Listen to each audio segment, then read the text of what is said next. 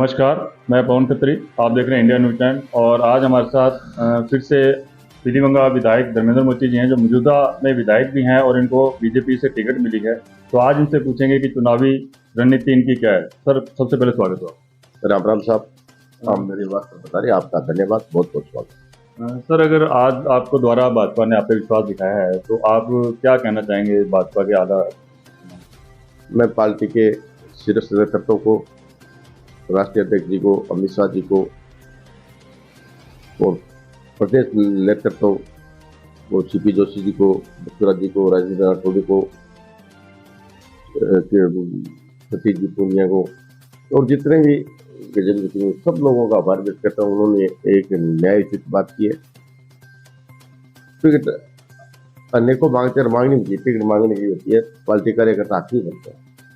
जिस प्रकार से उन्होंने निष्पक्षता से सर्वे करा करके जो टिकट अलॉट किया है, उनके चरणों में, सबके चरणों में, पार्टी नेतृत्व, प्रदेश नेतृत्व के चरणों में नमन भी करता हूँ, प्रणाम भी करता हूँ। आपने एक अच्छा निर्णय करके मेरे पर विश्वास जताया और ये मेरे पर विश्वास नहीं है, पीलीभंगा विधानसभा क्षेत्र की जनता पर विश्वास है कि उनके मुख से जो आवाज निकली वो सर्वे के रूप में उनके पास पहुंची, उसको उन्होंने जांच की और चेक किया तो उसमें मेरे पर जनता का विश्वास प्राप्त मिला और उसी विश्वास को लेकर के इन्होंने जो टिकट दिया। मैं पुनः राष्ट्रीय नेतृत्व का और प्रदेश नेतृत्व का आभार व्यक्त करता हूँ। धन्यवाद। सर, जनता के बीच में किन मुद्दों को लेके आप जा रहे हैं? क्योंकि आपके विपक्ष में गौरवाल जी हैं और विरोध भी कर रहे हैं, जैसे द्रौपदी मेघवाल विरोध भी कर रही है।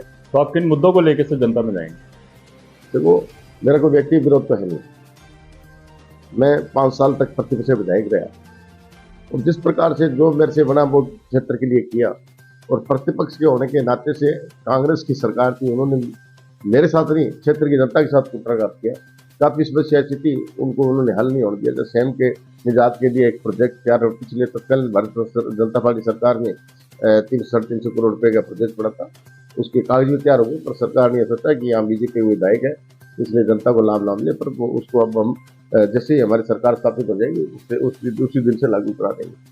जैसे कि वीर समस्या है, पेयजल की भी है, सड़कों की भी है और इन्होंने जो सड़कें दी है वो बंदरबांट की है और जो अपने हारे हुए प्रत्याशी है उनसे भी लिस्ट ली है, जबकि जनता ने जो मान सम्मान मेरे को दिया उसका इन्होंने मेरा अपमान नहीं किया, पीलीभंगा क्षेत्र की जनता का अपमान किया।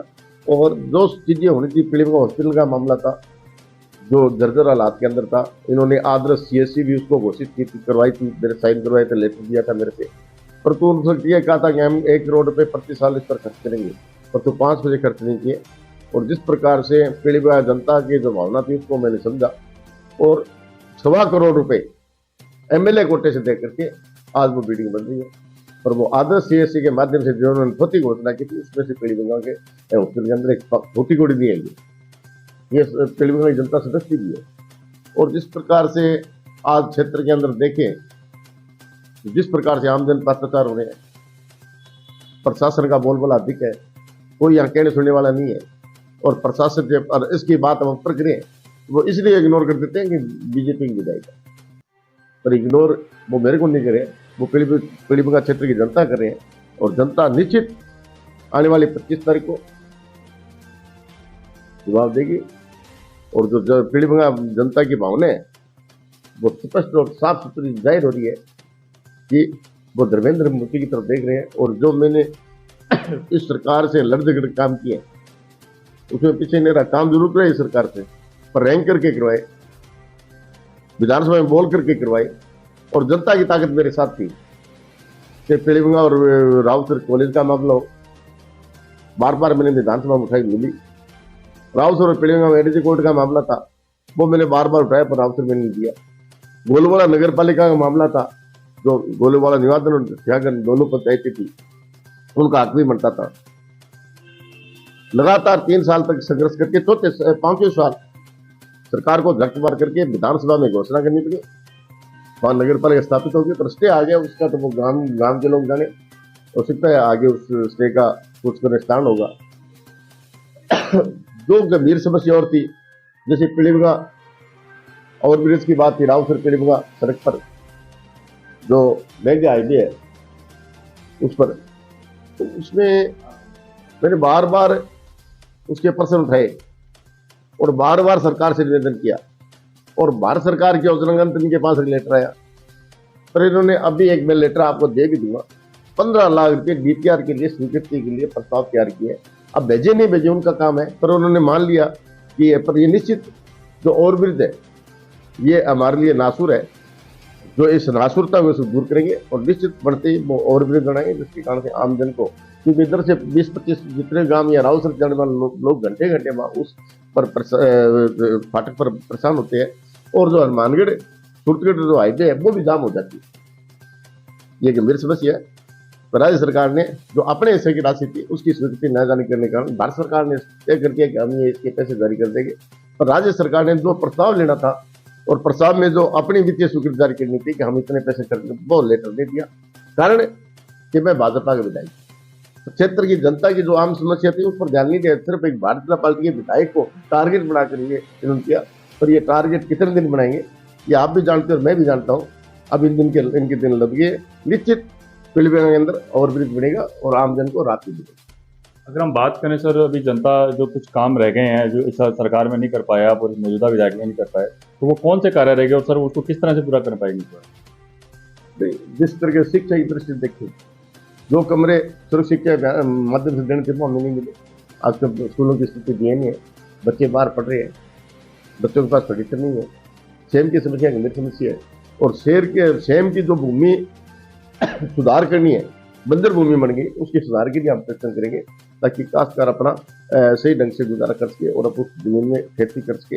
और सेम का जो प्रोजेक्ट उधरा पड़ा है उसको जो 300-350 करोड़ है उसको पूरा करा करके सेम नाले की पुनः खुदाई करा करके और जो पंप हाउस है बड़ोपड़ उसका भी उद्धार कराएंगे और निश्चित इस पानी को आगे ले जाने की बात करेंगे ताकि यहाँ से जो जलाकार है वो खत्म हो और जो जल बगैर भूमि है वो कृषि योग्य बने। सड़कों की स्थिति देखिए तो भारत सरकार ने जो सड़कें दी हैं उसके लिए मैं भारत सरकार को, मोदी जी को धन्यवाद दूंगा।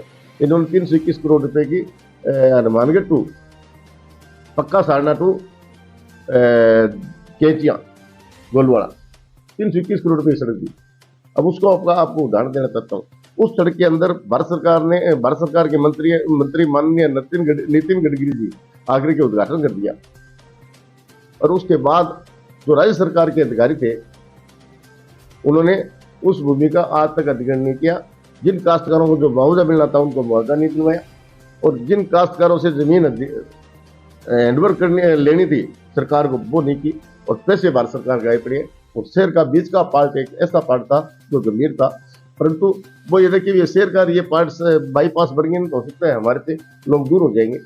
निश्चित कांग्रेस के लोगों को मैं कहना चाहता हूँ दूर है, सब लोग सब समझते हैं, सब पढ़े लिखे हैं, सब जानते हैं कि कौन क्या कर रहा है और कितने पैसे हैं। परंतु फिर भी मैं भाई न्यालचंद जी का और केंद्रीय मंत्री नितिन गडकरी जी का धन्यवाद दूंगा कि 60 लाख के लगभग फ्लड बाढ़ राहत से निकाल करके एक अलग कोटे से पैसे दिए, आज वो सड़क शहर के बीचों बीच बन गई है। परंतु जो मूल सड़क थी उसका भी आज तक काम शुरू नहीं हुआ इनके कारण से, अधिग्रहण भूमि न होने के कारण।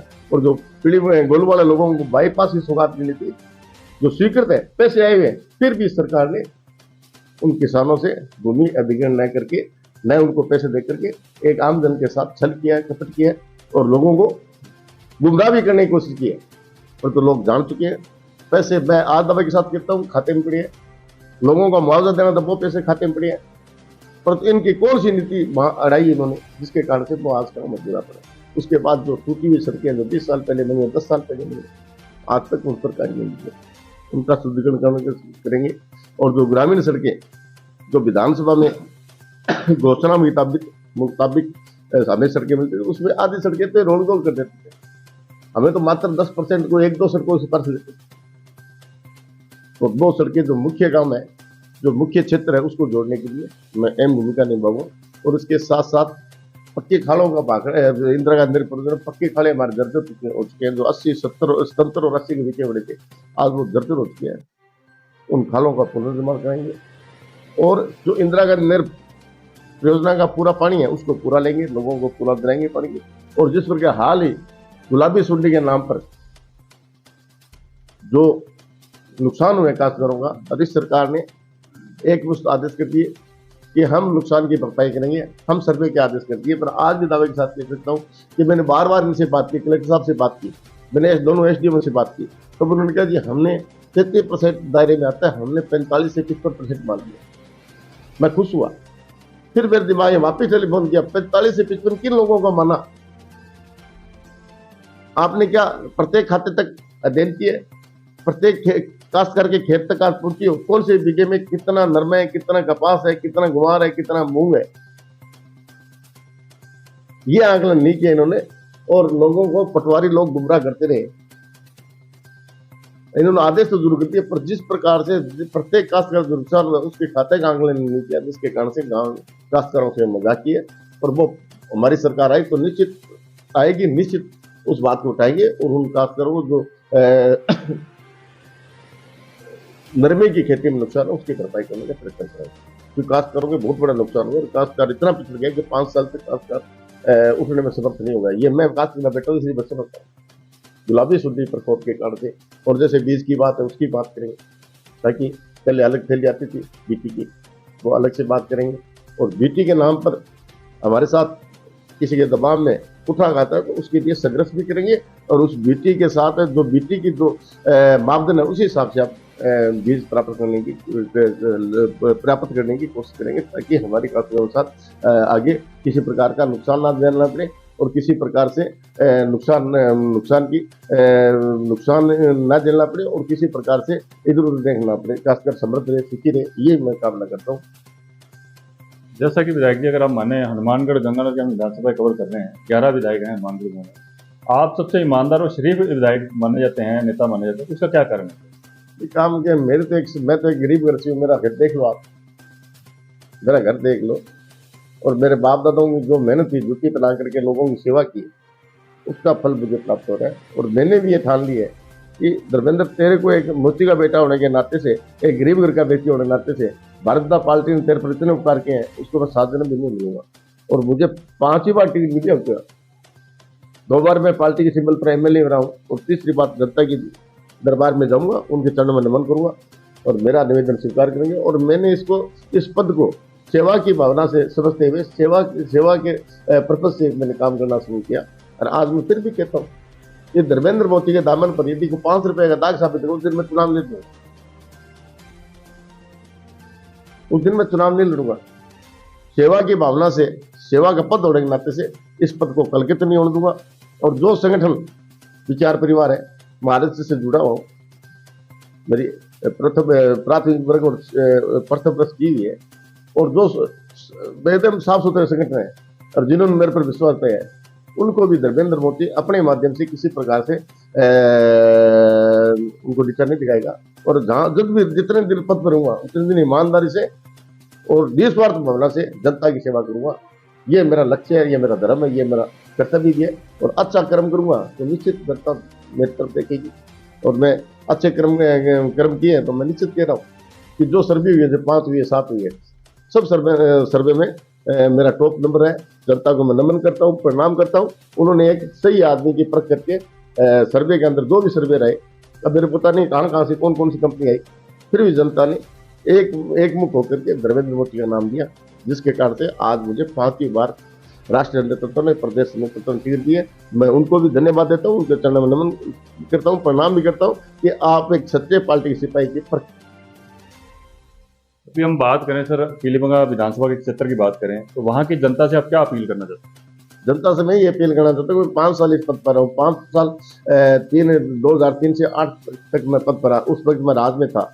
और अब जो पद है मेरे पास 18 से 23 तक, जनता ने मेरे पर उपकार किया। मुझे 10 साल से जब मैं इधर उधर घूम रहा था, टूटा फूटा घूम रहा था, उसमें जनता ने मेरे को जोड़ने का सहयोग किया। मैं जनता के चरणों में नमन करता हूँ, प्रणाम भी करता हूँ। और जो जिस भावना से जनता ने मुझे चुना, सरकार का प्रतिनिधि नहीं बन सका मैं, जनता की बहुत ज्यादा उम्मीद थी मेरे से, तो लोग समझते भी हैं कि सरकार का प्रतिनिधि ना होने के कारण कैसे कितना, फिर भी मैं जल शिक्षा, सड़क और विद्युत के लिए मैंने काम भी किए हैं। और निश्चित, और वैसे बागड़ी वो कहते हैं सुक्के में था मैं, तो हरा तो था ही नहीं मेरे पास। और अब जनता दरबार में अपील करूंगा, उनके चरणों में निवेदन करूंगा कि आप भी एक खुशहाली के साथ हरे में मुझे बनाओ, ताकि भारतीय जनता पार्टी का राज बने। और निश्चित जो भी समस्या शेष रही है, जब वो पेयजल की है, शिक्षा की है, सड़क की है, विद्युत की है, और चाहे वो गोलवाड़ा नगर पालिका स्टे की मामला है, चाहे वो एडीजी कोर्ट पिंडीगंगा का मामला है, और सेम की जो गंभीर समस्या है उसके निदान के लिए मैं सेवा की भावना सेवा करूंगा। बुजुर्गों का बेटा बन करके, हम उम्र साथियों का भाई बन करके मैं कंधा से कंधा मिलाकर क्षेत्र की जनसमस्या के हल करने का प्रयत्न करूंगा और निस्वार्थ भाव से ईमानदारी से काम करूंगा। इसमें कहीं पर भी मैं आपको नीचा नहीं देखूंगा। इसलिए मेरे जनता से करबद्ध प्रार्थना करता हूं कि आप एक सेवक को सही दिशा में ले जा रहे हो, और मैं आपको धन्यवाद दे रहा हूं। और पुनः एक बार आपसे निवेदन करता हूं कि एक बार मुझे और मौका दो ताकि क्षेत्र का चौमुखी विकास कर सकूं। जय भारत। सर, अगर हम बात करें आपको आज हमारे चैनल की तरफ से, हमारी टीम की तरफ से आपको बहुत बहुत बधाई और टिकट मिली। धन्यवाद साहब, बहुत बहुत धन्यवाद साहब। आप आए, आपका वेलकम। और फिर भी आप समय से मेरे से बात कुछ होगी तो निश्चित आपको बताऊंगा, और जनता की सेवा की भावना से जनता के बीच में जाऊंगा। यही मैं आपसे विश्वास करता हूँ। और आपके इस चैनल की इस भविष्य में आगे बढ़ने के लिए और अच्छे मतलब निष्पक्ष भावना से काम करने के लिए इस पर से प्रदर्शन करता हूँ। उर्दू भविष्य की इस पर से कामना भी करता हूँ। धन्यवाद। जैसा कि आप देख रहे थे, खास मुलाकात में हमारे पास मौजूदा विधायक हैं भाजपा से धर्मेंद्र मुर्ची जी, और अभी मौजूदा में टिकट मिली है, भाजपा ने विश्वास दिखाया है इन पर। और ये इलाके से हनुमानगढ़ से गंगानगर की राजनीति बात करें और वहाँ से हम विधानसभा की बात करें तो सबसे ईमानदार और शरीफ विधायक माने जाते हैं। तो आप देख रहे थे इंडिया न्यूज़ 10 चैनल, पवन खत्री के साथ कैमरामैन पवन कुमार। जय हिंद, जय भारत।